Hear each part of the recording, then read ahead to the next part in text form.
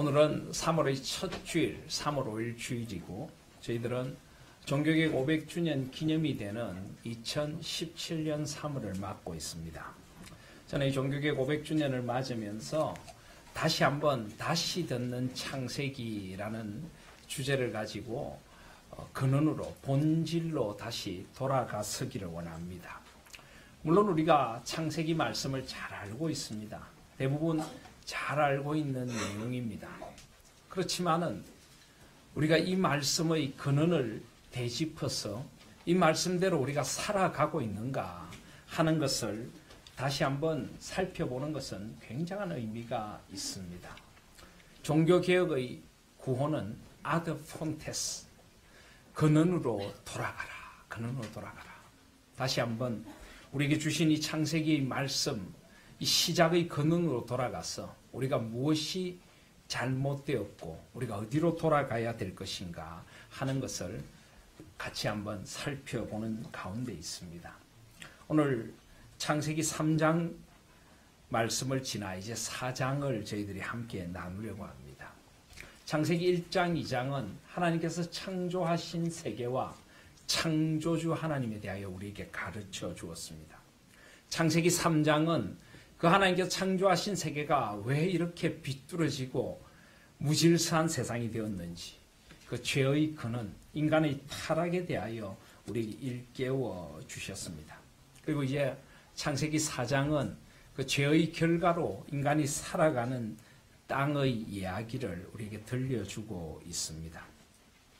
오늘 4장 1절에 보시면 아담이 그의 아내 하와와 동침하며 하와가 임신하여 가인을 낳았다라고 하는데, 그들은 지금 에덴 동산을 떠나 이제 하나님께서 그 땅을, 그 근원이 된 땅을 경작하며 살게 하신 땅에서 아이를 낳게 됩니다. 여러분, 여기가 어디일까요? 여기가 에덴 동산의 어느 쪽일까요? 이것은 틀림없이 에덴의 동편 땅이었을 것입니다. 창세기 3장 24절에 보시면 이같이 하나님이 그 사람을 쫓아내시고 에덴 동산 동쪽에 그룹들과 두루도는 불칼을 두어 생명나무의 길을 지키게 하셨다. 에덴 동산 동쪽을 지키게 하셨습니다. 그렇다면 그들이 가서 살게 된 땅은 어디라는 말입니까? 에덴의 동편이란 말이죠. 하나님께서 그들을 서쪽으로 쫓아내시고 동편을 지키실 일은 없는 것 아닙니까? 틀림없이 이것은 에덴의 동편 땅이었을 것입니다. 에덴의 동편. 그 땅을 그들은 살아가고 있는 것입니다. 그런데 여러분, 이 첫 인류의 조상들이 에덴의 동편에서 살아가게 된 그 시기가 계절적으로 언제였을 것 같습니까? 물론 성경은 그 계절이 언제인가를 밝히고 있지는 않습니다. 그런데 말씀을 자세히 보시면요, 그들이 살던 에덴 동산, 아마 에덴 동산은 계절을 가늠하기 힘든 곳이었을 것입니다. 그런데 우리가 굳이 계절로 따지면 아마 봄이나 아주 초여름 같이 모든 것이 풍성하고 아주 넉넉한 그런 또 추수의 기쁨도 있는 계절이었는지 모르겠습니다. 어쨌든 그런 그 넉넉함이 어우러진 계절이었을 것입니다.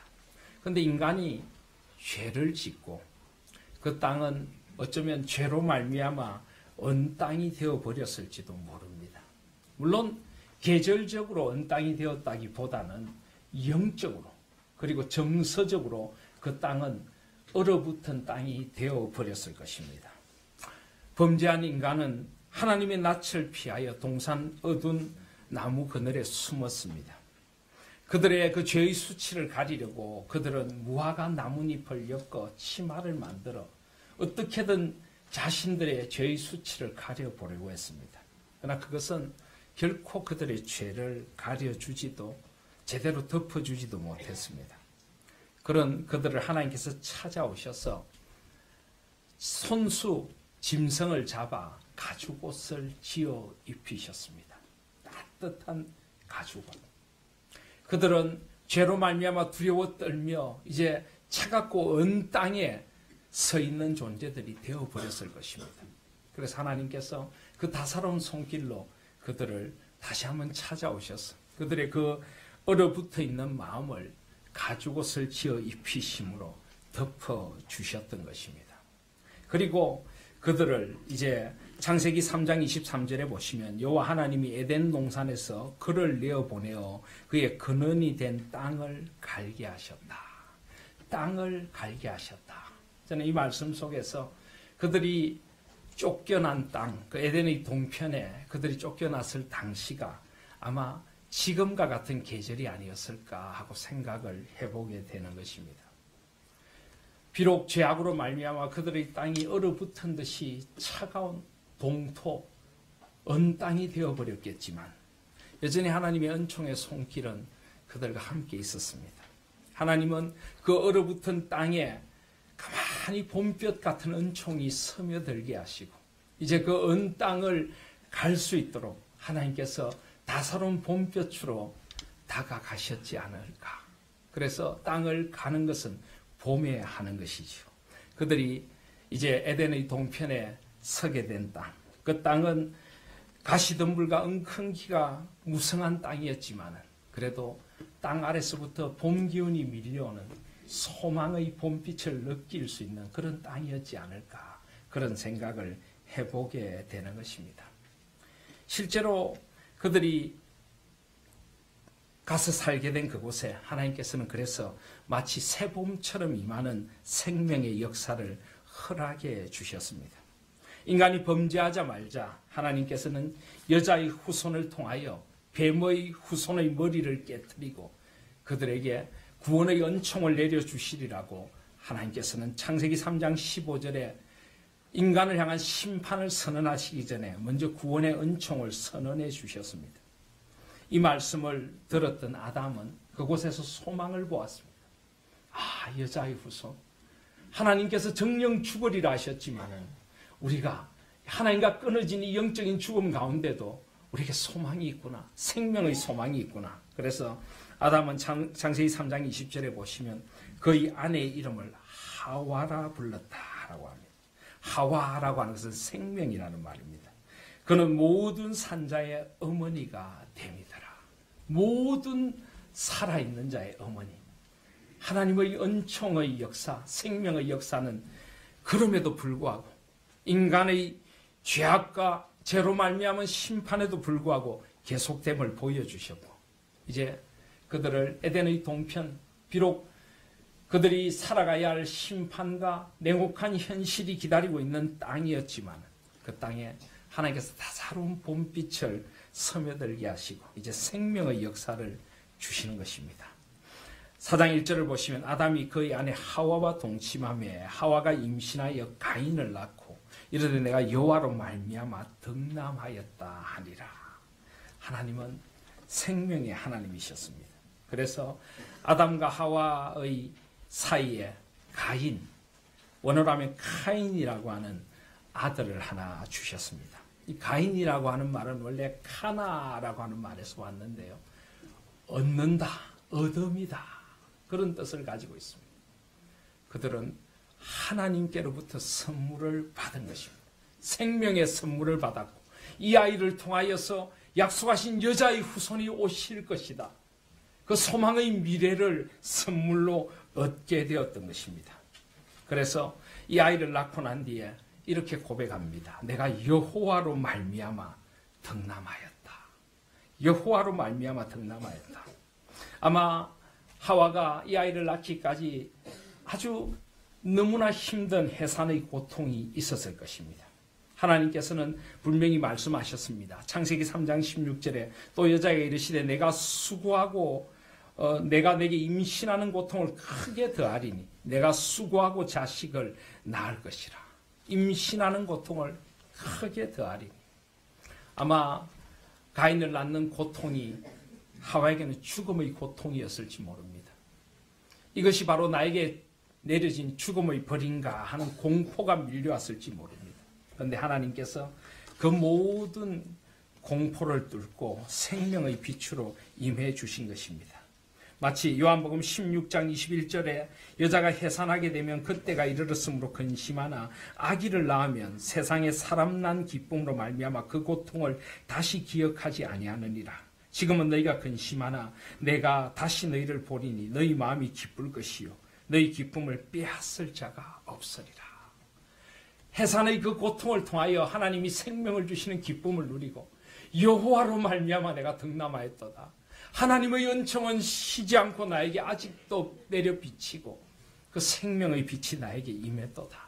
그들은 그렇게 고백할 수 있었던 것입니다. 그래서 그 아이의 이름을 어둠, 하나님의 은혜를 어둠이라고 그들은 지었던 것입니다. 그리고 2절에 보시면 그가 또 가인의 아우 아벨을 낳았는데 아벨은 양치는 자였고 가인은 농사하는 자였더라. 가인의 아우를 하나님께서는 또 주십니다. 아벨. 원래 원어로 하면 헤벨이라고 하는 이름입니다. 그런데 사실 이 이름은 조금 의아스럽습니다. 이 헤벨이라고 하는 말은 전도서에 헛되다 하는 말과 같은 말입니다. 첫째 아이의 이름은 어둠이라고 지었는데 왜 둘째 아이 이름을 헤벨, 헛되다, 짧다, 작다 이런 뜻으로 지었을까요? 마치 숨을 호 헤벨 내쉬듯이 그렇게 짧다 이렇게 지었을까요? 왜 그들이 이렇게 헤벨이라는 이름을 지었는지 성경은 말씀하고 있지는 않습니다. 근데 학자들은 재미있는 상상을 하기는 합니다. 첫째 아이를 낳고 이 가인을 낳고 하나님께로부터 선물을 얻었다 하고 그들은 기뻐했습니다. 근데 자식을 키워보니까 너무 힘들다는 것입니다. 막상 키워보니 그들에게 임한 이 죄의 심판으로 자식을 낳고 기르는 고통이 너무 힘들구나. 그래서 둘째를 낳고 정말 죽을 맛이구나. 힘들다. 이렇게 지었다는 사람도 있습니다. 또 예언적으로 이 헤벨, 아벨의 미래를 하나님께서 깨닫게 해주셨다는 것일지 모릅니다. 왠지 모르게 이 아이는 뭔가 허물을 가져올 아이일지도 모른다. 뭔가 짧은 한 생을 살게 될 아이일지도 모른다. 하나님이 어떤 예언적인 어떤 마음을 주셔서 그 이름을 그렇게 지은 것인지도 모르겠다. 그렇게 학자들은 생각하기도 합니다. 어쨌든 두 사람은 인류의 첫 번째 직업이라고 할 수 있는 직업들을 갖게 됩니다. 아마 이것은 아담이 했던 일을 이어받았을 것입니다. 가인은 땅의 소산으로 땅에서 농사를 짓는 땅을 경작하는 자였고 아벨은 양, 여기 양이라고 하는 것은 꼭 양만이 아니라 가축을 치는 자였다. 그렇게 기록하고 있습니다. 흔히 세상에서는 인류의 문명이 진화론적인 관점에서 아주 원시 시대로부터 시작되었다. 또 원시적인 그런 여러 가지 선사시대 유적들이 있는 것은 사실입니다만은 그러나 무조건 그런 유적들만을 가지고 인류의 역사를 함부로 판단할 수는 없습니다. 인류는 처음부터 하나님의 형상으로 지음받았고 인류는 처음부터 농사 짓고 목축하는 자들이었다. 그래서 어떤 사람들은 그런 선사시대의 유적들이 노아 홍수 이후에 문명이 한껏 퇴보가 되어서 일어난 유적일 수도 있다라고 이야기를 하기도 합니다. 어쨌든 처음부터 인간은 하나님의 형상으로 하나님께서 허락하신 문명을 지닌 그런 인간들이었음을 오늘 성경은 우리에게 분명히 보여줍니다. 아벨은 양치는 자였고 가인은 농사하는 자였습니다. 그리고 3절에 보시면 세월이 지난 후에 가인은 땅의 소산으로 제물을 삼아 여호와께 드렸고 아벨은 자기도 양의 첫 새끼와 그 기름으로 드렸다라고 말씀합니다. 세월이 지난 후에 세월이 흐르면서 그들은 하나님께서 맡겨주신 생명의 소임을 다하고 땅을 경작하고 가축을 기르며 하나님 앞에 그 세월의 지남, 여기 세월이 지난 후에라고 하는 것을 원래 언어로 보면은 그 모든 끝에라고 하는 그런 뜻을 원래는 지니고 있습니다. 그 모든 끝, 삶의 그 모든 농사를 짓고 가축을 기르는 그 한 해의 결산하는 자리, 그 인생의 그 최종적인 목적으로 하나님 앞에 나와 예배를 드렸다. 하나님 앞에 제물을 드렸다는 것입니다. 이들이 이렇게 하나님 앞에 제사를 드리는 것을 누구에게 배웠을까요? 당연히 그의 아버지 어머니에게 배웠을 것입니다. 아담과 하와는 하나님 앞에서 범죄한 인류의 조상이지만은 하나님의 은총을 경험하고 그들의 삶의 이유와 목적이 하나님 앞에 있어야 된다는 것을 깨달았을 것입니다. 모든 인생의 끝이 하나님께 드리는 예배가 되어야 된다는 것을 그들은 깨달았을 것입니다. 그래서 그 어린 가인과 아벨의 손을 잡아 하나님을 예배하는 집안이었을 거고, 그리고 그들도 자라서 하나님을 예배하는 예배자가 되도록 길렀던 것입니다. 저는 이 에덴의 동편을 살아가는 아담과 하와의 모습을 그리고 있는 창세기 4장 1절, 2절, 3절을 보면서 마치 새봄의 함성이 점점 더 크게 울리는 것 같은 그런 느낌을 받게 되었습니다. 봄이란 그렇게 새로운 생명의 약동함이 울려 퍼지는 계절 아닙니까? 오늘이 무슨 날입니까? 오늘이 24절기 가운데 경칩입니다. 경칩. 경이라고 하는 것은 놀랄 경자다. 칩이라는 것은 숨어있다. 숨어있는 이 겨울 잠을 자는 애벌레를 칩이라고 부르기도 합니다. 잠든 숨어있는 애벌레들, 겨울 잠을 자는 애벌레들이 이 대지의 울림을 따라서 깨어나서 그들이 이제 생명의 기운을 새롭게 시작해야 되는 바로 그날이 오늘 경칩인 것입니다. 제가 남아프리카 공화국에 한 10년 정도 있을 때, 이 남아프리카 공화국은 우리는 흔히 아프리카 이러면은 사계절이 없는 그런 곳이라고 생각하기 쉬운데 꼭 그런 건 아닙니다. 적도 근방에는 사계절이 없지만은 제가 있던 남아프리카 공화국은 이 아프리카 대륙의 최남단에 있기 때문에 사계절이 분명히 있습니다. 그런데 이제 이 북반구하고 정반대지요. 그래서 우리는 6월, 7월, 8월이 한여름인데 거기는 상당히 추운 겨울입니다. 제가 유학을 가서 얼마 되지 않았을 때 7월에 너무 추워서 난로가에서 이렇게 손을 따뜻한 난로에 쬐고 있는데 한국에서 전화가 왔더라고요. 후배 목사님이, 아니 선배님, 한국이 이렇게 더운데 아프리카는 얼마나 더우십니까? 저는 너무 추웠습니다. 그렇게 이제 겨울인 6월, 7월, 8월이 지나고 9월이 되면 봄바람이 불기 시작합니다. 봄바람이 불면은 제가 있었던 동네가 포체프스트룸이라고 하는 이 대학 타운인데, 대학 마을인데, 이 마을에서는 전국적인 이 봄 예술 축제가 열립니다. 내셔널 아트 페스티벌이 열리는데 이 예술 축제의 이름이 아르드 글로프라고 부릅니다. 거기는 화란계 사람들이 많이 살아서 화란어 네덜란드를 쓰는데 아르드라고 하는 것은 땅이다. 글로프라고 하는 것은 둥둥 울린다. 땅이 울린다. 땅이 울린다. 이 봄이 되면은 그냥 땅이 대지가 울리는 것처럼 그렇게 다사로운 하나님의 봄볕처럼 따뜻한 하나님의 은혜의 손길이 와요. 온 땅이 일어난다. 저는 이 창세기 4장 1절에서 3절 말씀을 묵상하면서 온 땅에 찾아오신 하나님의 은혜, 이 마치 땅이 울리듯이 잠든 영혼을 일깨워서 비록 죄와 타락 가운데도 생명의 역사를 베풀어 주시고 자녀를 주시고 은혜를 베풀어 주시고 그들에게 직업을 허락하여 주시고 그들이 그 소산으로 하나님 앞에 나와 예배드릴 수 있는 이 은혜를 주시는 이 하나님의 약동하는 새봄의 기운이 느껴지고 있는 것입니다. 그래서 이 말씀을 묵상하면서 제가 현수막을 하나 해서 달았습니다. 오른쪽에 보시면 리바이벌, 부흥, 다사로운 봄볕으로 찾아오시는 하나님의 은혜. 문장이 괜찮지 않습니까? 제가 만들었습니다. 이 말씀 속에서 저는 마치 그런 은혜가 하나하나 툭툭 묻어져 나오는 듯한 그런 느낌을 받게 되었습니다. 여러분, 올해는 종교개혁 500주년을 기념하는 2017년입니다. 이 종교개혁이란 것이 바로 그렇게 시작되었습니다. 중세 천년, 이 천년은 암흑기였습니다. 점점 더 교회가 그 빛을 잃어버리고 교회의 본질이 타락해버리고 점점 중세 시대는 교회가 죽어가니 얼어붙은 땅이 되어갔습니다.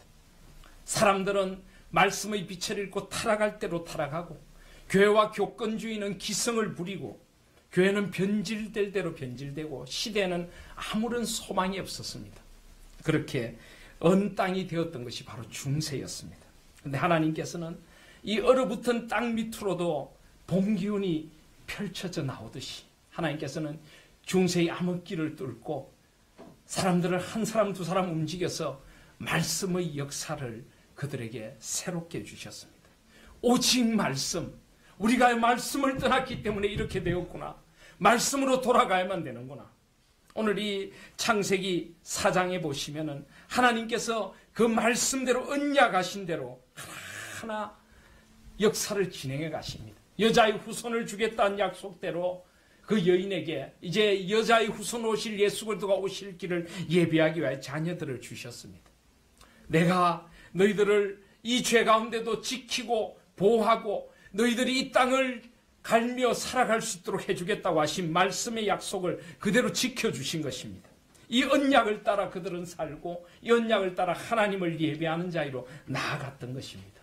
말씀을 따라 살아야 해. 말씀으로 돌아와야 해. 솔라 스크립추라. 이 말씀의 원리로 돌아오라는 외침이 저는 이 창세기 4장 1절부터 3절까지에서 느껴지는 것입니다. 오직 은혜야. 오직 은총. 솔라 그라치아. 비록 그들이 죄를 범하였지만은 하나님의 은혜는 여전히 그들을 덮고 있었고 그들은 하나님의 은혜의 땅 에덴의 동편도 여전히 변함없는 하나님의 은혜의 땅이었던 것입니다. 그들은 지금 그 은혜의 땅을 살아가고 있습니다. 오직 하나님의 은혜만을 의지하여 살아가도록 해주신 것입니다.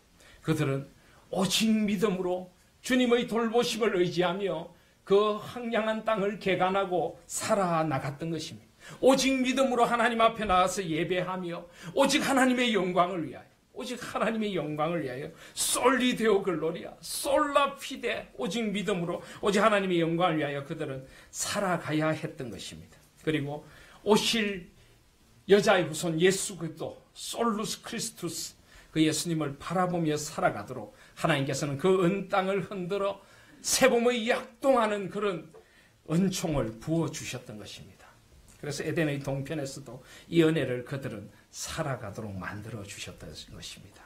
그런데 여러분 안타까운 것은 부패한 인간, 타락한 인간은 그 하나님이 내려주신 그 세봄과 같은 은총을 다시 은 땅으로 바꿀 수 있다는 것도 오늘 말씀을 우리에게 가르쳐주고 계십니다.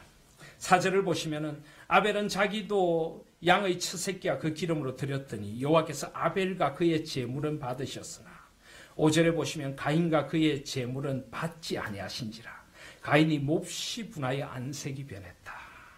하나님께서 이제 그들의 이 제사 예배를 보시고 그 중에 아벨의 제물은 받으셨는데 가인의 제물은 받지 아니했다라고 나옵니다.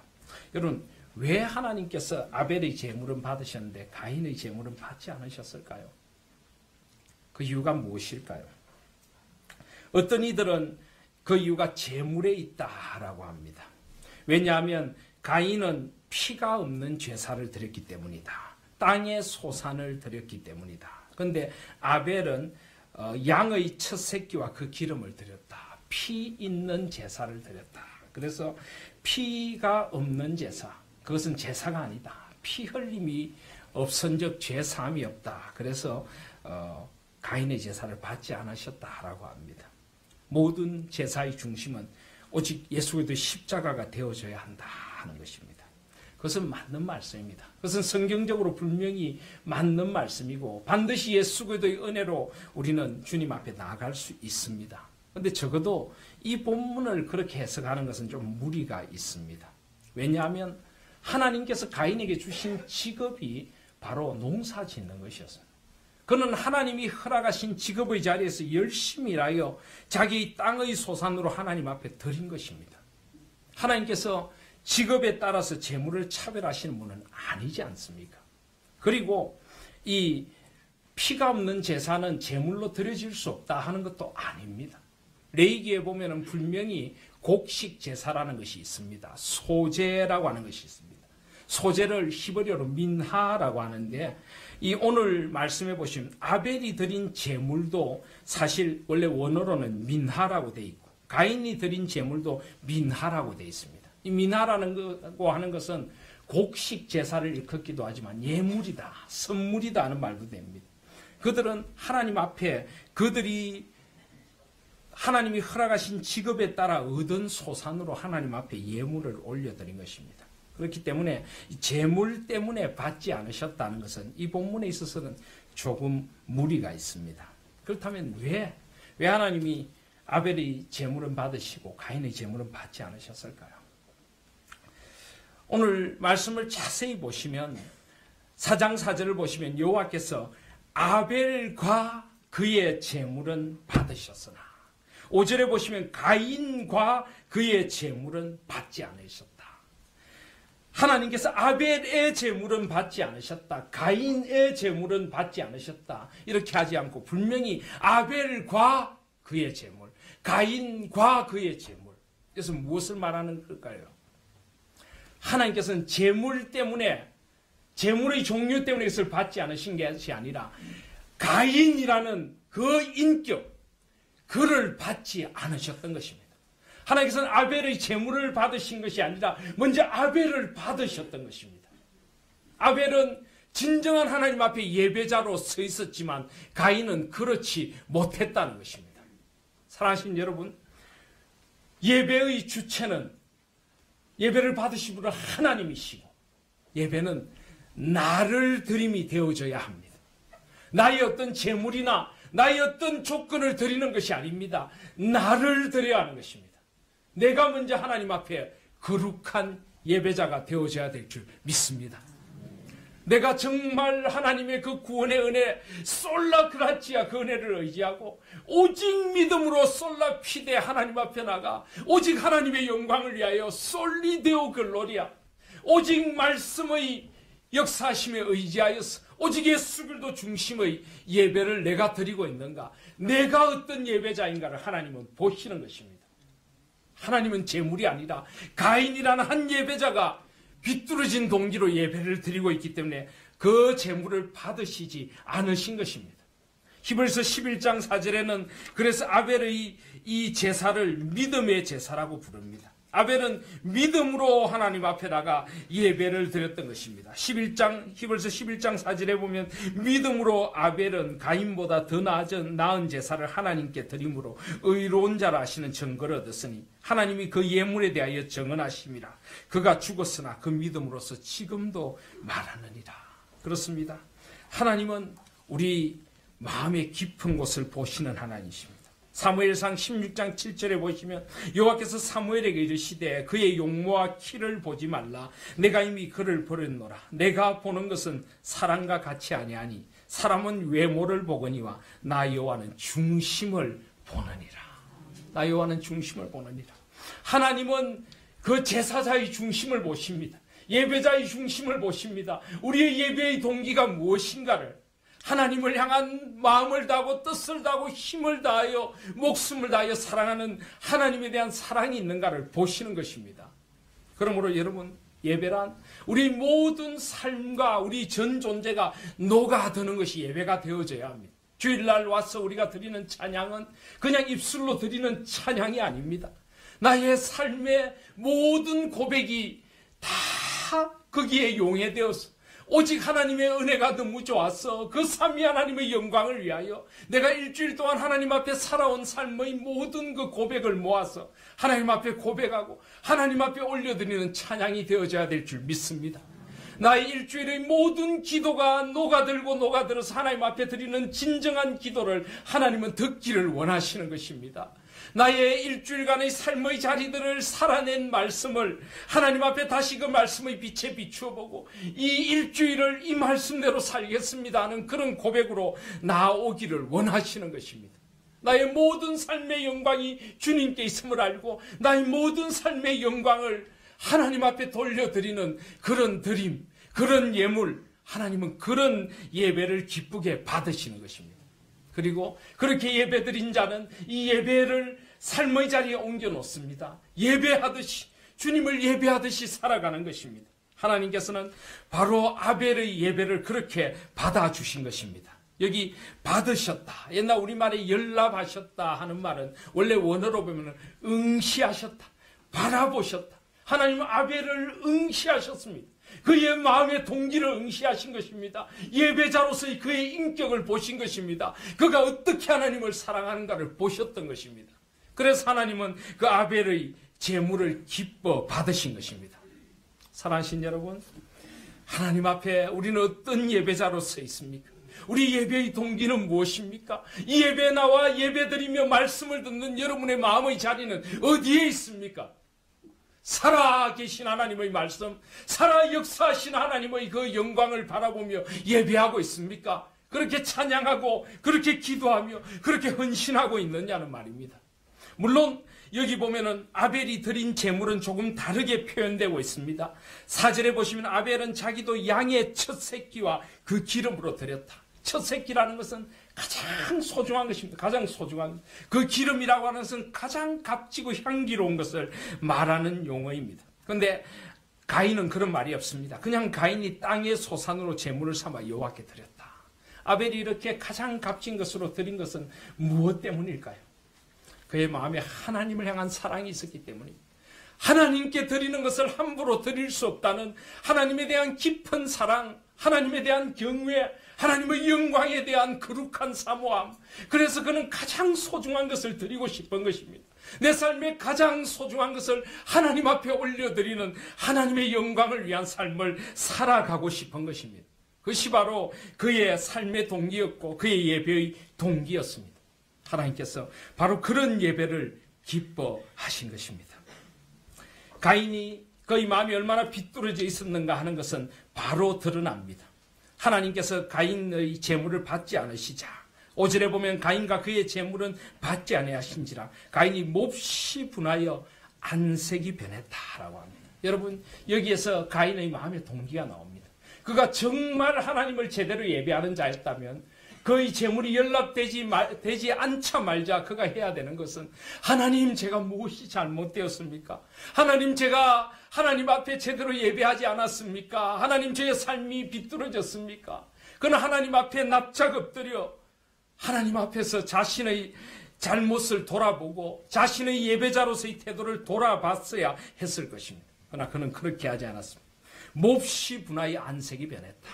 그 예배는 지극히 자기중심적인 예배였습니다. 자기의 만족을 위한 예배였습니다. 마치 하나님과 거래하듯이 내가 이걸 드리니까 하나님, 당신은 나한테 마땅히 뭔가 복을 주셔야 한다. 그 예배는 하나님 앞에 드리는 아름다운 낙헌 기쁨의 헌신이 아니라 거래였던 것입니다. 그의 마음은 그렇게 비뚤어져 있었고, 이것은 결국 죄와 죄로 물든 인간이 얼마나 자기중심적이고 얼마나 자기 영광을 위하여 살아가는 자들인가를 우리에게 깨닫게 해주는 것입니다. 하나님께서는 6절에 보시면 여호와께서 가인에게 이르십니다. 내가 분하여하면 어찌 됨이며 안색이 변하면 어찌 됨이냐. 하나님께서 왜 이렇게 말씀하실까요? 이것은 아담을 찾아가셔서 아담아, 내가 어디 있느냐 하는 마음과 똑같은 것입니다.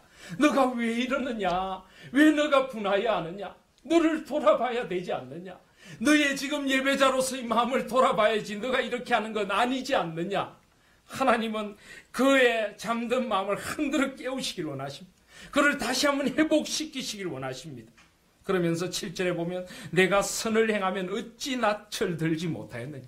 지금 가인은 선과 거리가 멀다는 것입니다. 하나님 앞에 그는 선한 삶을 살지도 않았고 선한 동기로 예배드리지도 않고 있다는 것입니다. 그래서 하나님께서는 죄가 문에 엎드려 있느니라. 죄가 너를 원하나 너는 죄를 다스릴지니라. 여기 원하다는 것은 짐승이 마치 먹이를 움켜쥐려고 달려드는 듯한 모습입니다. 죄가 지금 너를 삼키려고 하는구나. 제발 그 죄에서 돌이키고 그 죄를 다스리라. 하나님은 안타까이 가인에게 말씀하시는 것입니다. 사랑하신 여러분, 오늘 이 말씀 속에서 우리는 다사로운 봄볕으로 찾아오신 하나님의 은총도 만나고 봄의 대지의 울림 같은 하나님의 은혜를 노래하는 노래도 듣습니다. 그렇지만 동시에 우리는 타락한 인간의 본성도 보게 됩니다. 하나님보다는 자기를 위하고 자기의 마음대로 행하는 비뚤어진 가인이라고 하는 한 인간, 그리고 그 속에 혹시라도 우리가 있을지도 모른다는 생각을 하게 되는 것입니다. 우리는 어느 자리에 있습니까? 우리는 아벨입니까? 가인입니까? 우리는 오직 하나님의 영광을 위하여 하나님의 기쁨이 되기를 원하며 오직 하나님을 사랑함으로 예배하고 삶을 예배처럼 살아가는 자입니까? 아니면 내 마음대로 살고 싶고 하나님도 내 마음대로 조정하고 싶고 나의 욕심을 이루고 싶은 분노하고 악을 행하는 가인입니까? 오늘 하나님께서는 이 세봄의 길목에서 우리에게 이 질문을 던지고 계십니다. 가인의 길에서 돌아서실 수 있는 저와 여러분들이 되시기를 바랍니다. 아벨의 자리로 돌아가실 수 있기를 바랍니다. 은총이신 주님의 손길 아래로 돌아가십시다. 주님은 이 온 땅에 이 대지의 새봄이 오듯이 중세의 그 잠든 교회를 흔들어 깨우시고 다시 한번 우리 조국 교회를 우리의 비뚤어진 영혼들을 흔들어 깨우기를 원하십니다. 하나님 앞으로 돌아가십시다. 새봄으로 임하시는 주님의 이 다사로운 손길 아래서 새봄이 마치 우리에게 붕붕 소리를 울리며 다가오듯이 종교개혁의 함성이 울려 퍼지는 2017년을 맞으며 온전한 부흥의 은혜로 돌아가실 수 있는 저와 여러분들이 되시기를 바랍니다. 하나님 앞에서 하나님의 영광을 위하여 오직 그분의 은혜를 의지하며 예수 그리스도를 바라보고 그분을 믿는 믿음 안에 살아가는 복된 삶, 이 삶으로 돌이키는 복된 새봄이 되시기를 주님의 이름으로 축복드립니다. 아멘. 기도드립니다.